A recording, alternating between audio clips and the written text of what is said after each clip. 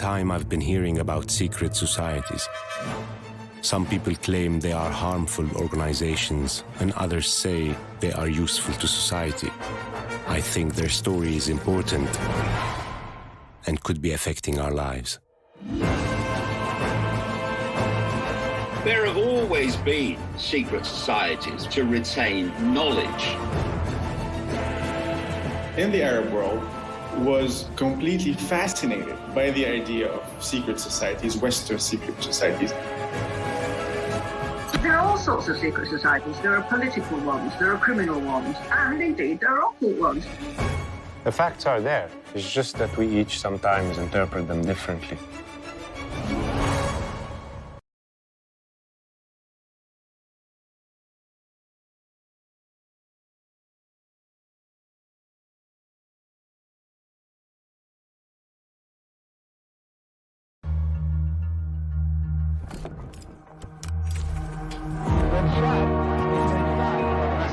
Crashed into one of the towers.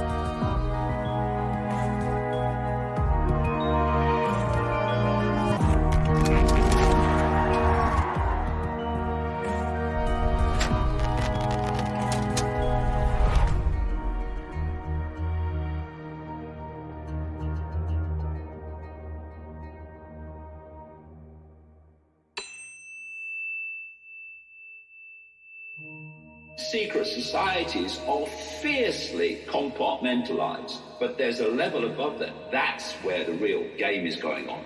Washington, D.C. was indeed laid out according to Masonic symbolism.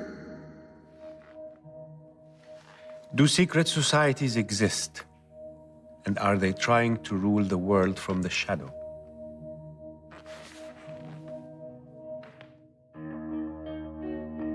I have always thought of myself as a free thinker. I am always hungry for knowledge. When I was at school, my favorite subjects were mathematics, physics, and literature. I love numbers and shapes. And at the same time, I enjoy a good story. And I love mystery.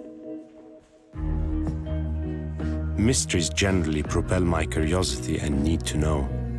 My curiosity made me think of what is called secret societies, like the Illuminati, the Freemasons, and many other secret societies they say have existed since a long time ago. And there are alleged records of some of them, and claims that their members reached as far as to rule nations, and stories about strange rituals exercised in their meetings. What are these secret societies? Do they really exist? And what is their purpose? When I started the journey to search for answers, I got lost.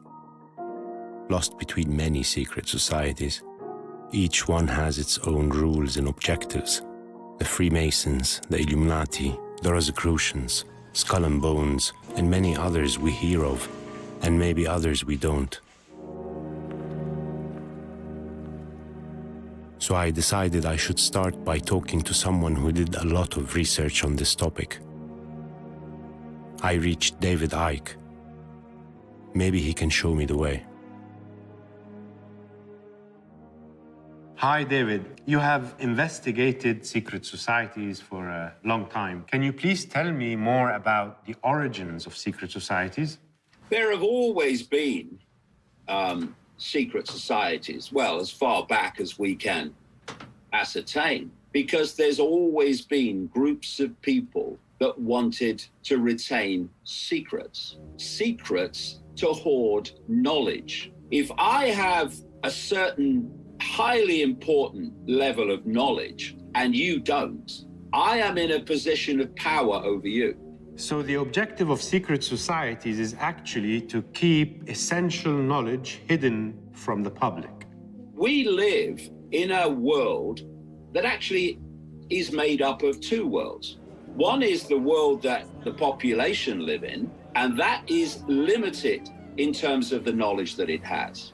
This knowledge is kept from the population by not allowing it into the public arena. And this other world is made up of a global network of secret societies in which this knowledge is passed on through the generations of carefully chosen initiates at the core of the core, overwhelmingly coming from a network of interbreeding families. So being a member of a secret society, for instance, like the Freemasons, you would have access to knowledge that nobody else has? These secret societies are fiercely compartmentalized. You look at just the Freemasons as an example, the bottom 3 levels of degree, the so-called blue degrees, and there's 33 levels. And you only progress to the next level, which is what? The next level of knowledge, if that level decides you are worthy of it, or you're the kind of person that should have it. You have, say, the Freemasons, you have the Jesuit order, you have the Knights Templar, and they appear, of course, compartmentalized in their individual pyramids, but there's a level above them. And at that level, which it doesn't officially exist, that's where the real game is going on. What is written about the Templars is that they were formed in the Middle Ages. They were warriors. They say they invented banking as we know it, and they amassed incredible fortunes, and they offered loans to kings and nations as a way to control them. Then it is said they became builders and pirates and grew more popular and powerful until they were outlawed by the King of France and their leaders were burnt at the stake. But many say they continued in secret and became more occult. It seems there are many secret societies who people believe are ruling the world or producing its leaders, like the fraternity called Ordo Novi Templi, or New Templars, that is said to be behind the rise of Hitler. The fraternity was founded by Jörg Lanz von Liebenfels, a racial theorist, and Guido von List, an occultist. Lynn Picknett is a writer and researcher whose work on secret societies is very useful. I think she could help answer a few questions. Hi, Lynn. You did an extensive research on the Templars. Yeah, we did the research, yes. So what can you tell me about secret societies and their relation to power? There are all sorts of secret societies. There are political ones, there are criminal ones, and indeed there are occult ones. I always say that the paranormal is things that happen, and the occult is things you choose to do. You know, so like join a society. And ritual magic, for example, which is all about focusing your will through rituals, and they hope to change the actual world through their will. Whether or not they manage it or not is another matter. Do you think there is a link between secret societies and powerful political organizations, such as the Nazis? The Nazis had their roots in a sort of semi-mystical belief system called Ariosophy, which actually came from the 19th century, but built up in importance after the First World War when Germany was beaten. And Germany felt it needed to build up its national pride. So they became very obsessed with Ariosophy, which was basically the idea that the Aryan race was a very ancient race that had ancient wisdom and had mystical roots and was going to rule the world. So the idea of a unified identity and purpose could very well be one of the main reasons or motivations behind such groups. Actually, I think it's almost like part of human DNA in a way, is that you think I know something that they don't know, and then you say to somebody, do you want to know my secret? You know, and it's actually power. It's quite interesting that you have the United States, of all places, being actually founded by unapologetic Freemasons. I mean, they were, there was nothing sinister about them, because at that time, certainly, the pre-Masonic ideal was about enlightenment. So you had, George Washington, Benjamin Franklin, a huge number of the founding fathers were in fact Freemasons. They believed there is magic in symbols, no? Washington, D.C. was indeed laid out according to Masonic symbolism to stamp the new center, the new capital, with the Masonic presence, if you like. And perhaps some of them did believe it did, protect it in some way. Everything is attached by a very thin thread. The facts are there. It's just that we each sometimes interpret them differently. What are we supposed to do? We can only speculate when there is a gap in the information. True, but there is a limit, beyond which it's no longer speculation.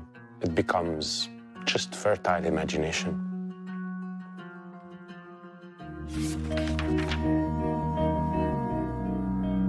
According to certain research, some secret societies also existed in the Arab world.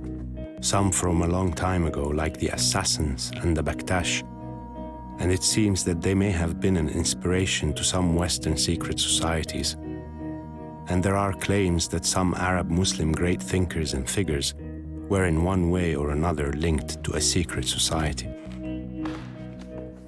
We may hear negatively of the Freemasons and consider it an accusation, but we all admire some of their figures for their contribution to humanity.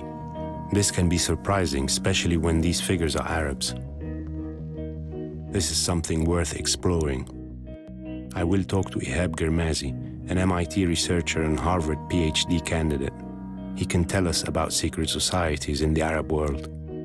It would be very good to start by saying that seeing Freemasonry and secret societies as a particularly evil organization in the Arab world especially is mostly a product of the second half of the 20th century.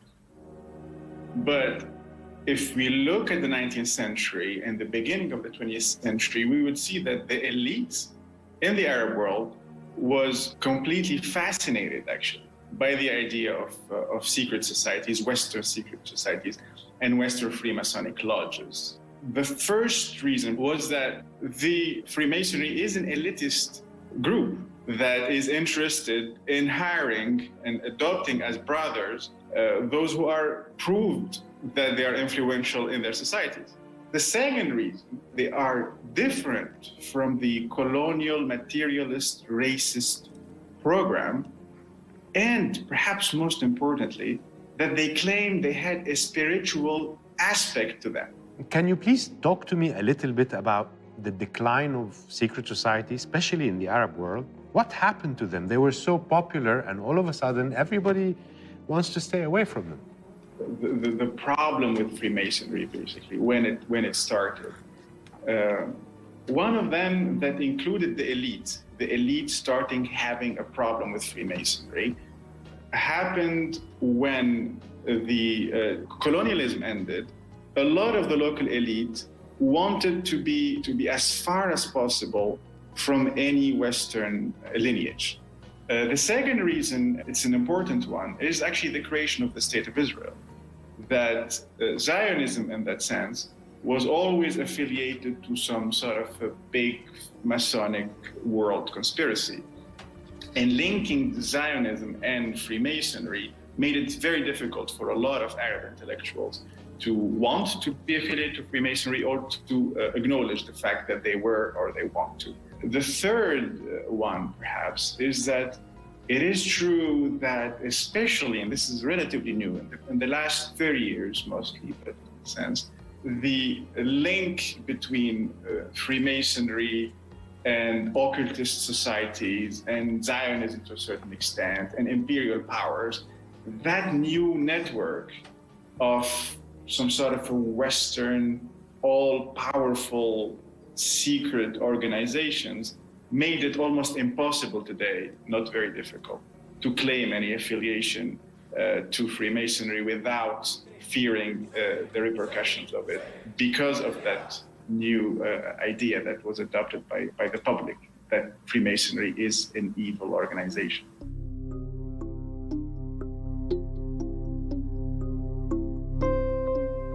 It is normal that people gather, organize, keep secrets, and favor those who think like them. It's human nature to collaborate and partner. And this has served humanity well since the hunter-gatherer times, through the ages of the pyramids until the formation of modern states. Some groups may have taken it too far, others maybe not. That's why I'll keep asking questions.